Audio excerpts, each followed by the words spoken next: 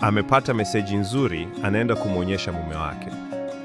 Nimeshinda milioni 50, lakini inatakiwa tutume 500,000 kama gharama za kuweka kwenye akaunti. Hili ni kundi la matapeli kwa kutumia simu za mkononi. Wanatuma shilingi 500,000.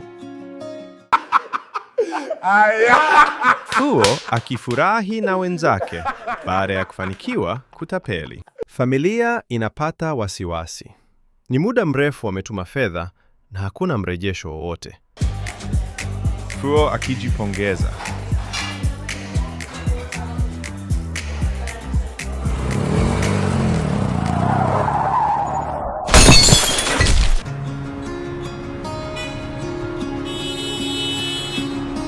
Na juta kukutana.